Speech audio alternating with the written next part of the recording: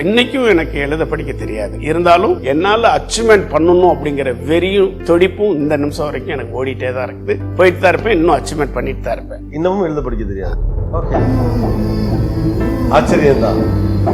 ஆனா அந்த 10 வயசுல எல்லாரும் மாதிரி பள்ளிக்கூடத்துக்குலாம் போக முடியலைன்னு வருத்தம் இருந்தது. ரொம்ப வேதனையா இருக்கும். நைட்டெல்லாம் அழுகுவேன். நிறைய இடத்துல நான் ஃபாரினுக்கு போயிட்டு நிறைய இடத்துல எனக்கு தெரியாம பாத்ரூம்லயே பொம்மை படம் போட்டிருந்தா தான் டக்குன்னு போவேன். இல்லைன்னா எழுத்து போட்டிருந்தா எனக்கு புரியாது. கொஞ்சம் யாராவது ஜென்ஸ் ஒரு உள்ள போனாதான் நான் அவன் பின்னாடி போவேன். ஸோ இந்த மைனஸை பிளஸ் பண்ணணுன்றது எனக்கு வெறி.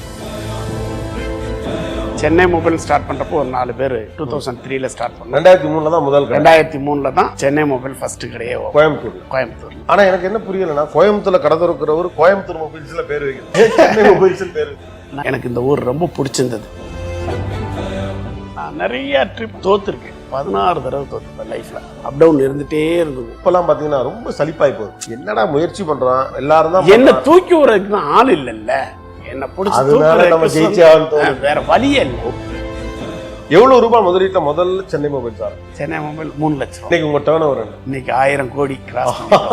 1000 கோடி பெருசா வரணுங்கிற எண்ணம் எப்படி வந்து, அந்த நம்பிக்கை எப்படி வந்து? நாங்க இருந்த கடையில வேலை பார்த்துட்டு இருந்த கடைக்கு முன்னாடி ஒரு துணியை வச்சு வித்துட்டு இருப்பாங்க. அதுல திறமையா ஒருத்தர் நல்லா செயல்படும். அப்படி எங்க கடை சேலை காட்டிலையும் அவர் ஜாஸ்தியா போகும். என்னன்னா கஸ்டமர்கிட்ட நல்லா பேசி நல்ல பொருளை போடு, அந்த கஸ்டமரை பிக்கப் பண்ணி ரெகுலரா வர்ற மாதிரி அவர் பேசி. ஏன் இவரை மாதிரி நம்ம செய்யக்கூடாது, சின்ன முதலீடுல எப்படி வர முடியாதா, ஏன் வரலாமே அப்படின்னு சொல்லிட்டு அவரை பார்த்து அந்த விஷயத்தை இம்ப்ரெஸ் ஆகி. 13 வயசுல எப்படி கடை போட்டீங்கன்னு, சின்ன பையன் எப்படி சொந்தமா கடை போடுங்க? அதான் பிளாட்பாரத்துல கடை போட்டு அது ரெடி ஆகி ஒரு 14 வயசு வர்றப்ப தனியா ஒரு கடை ஒண்ணு, சின்ன கடை ஒண்ணு, பர்ஃபியூம், பாடி ஸ்ப்ரே, இந்த மாதிரி ஐட்டம் எல்லாம் ரொம்ப இம்ப்ரெஸ்ஸா இருக்கும். அப்ப அந்த காலகட்டத்தில் ரொம்ப ரேரா இருக்கும். நல்ல பர்ஃபியூம் கொடுத்தோம்னா நல்லா இருக்கும். அப்ப அந்த குவாலிட்டி நல்ல பொருள் கொடுக்க ஆரம்பிச்சா கஸ்டமர் திரும்ப வருவாங்கன்றது அது எனக்கு நல்லாவே தெரியும். எங்கேயும் இல்லாத பொருளை கொடுத்தோம்னா அதுக்கு நமக்கு ஒரு தனி மரியாதை இருக்கும். அப்படிங்கிறது ஒரு என் கடைக்கு வர்றதுக்கு ஒரு காரணம் இருக்கணும். வாடிக்கையாளர் கண்டிப்பா குவாலிட்டி இருக்கணும், அல்லது வேற எங்கேயும் கிடைக்காதுப்பான்னு இருக்கணும். ஒண்ணும் இல்லைனாலும் அந்த பையன் நல்ல பையன்பா, அதுக்காக இல்ல இது மாதிரி. கண்டிப்பா எனக்கு நீங்க சொல்லிட்டு இருக்கப்பதான் ஒரு விஷயம் ஞாபகம் வருது. நம்ம எங்க இருக்கிறோங்கிறது முக்கியம் இல்ல, என்ன ஆகணும்னு நினைக்கிறோங்கிறதா முக்கியம்.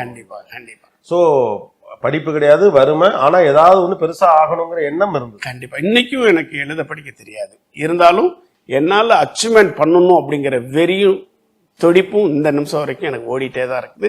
போயிட்டு தான் இருப்பேன், இன்னும் அச்சீவ்மெண்ட் பண்ணிட்டு தான் இருப்பேன். இன்னமும் எழுத படிக்க தெரியாது.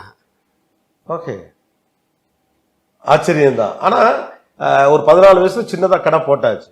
எப்போ இந்த போன் பிசினஸ்குள்ள வரணும் அப்படிங்கிற எண்ணம் வந்துச்சு?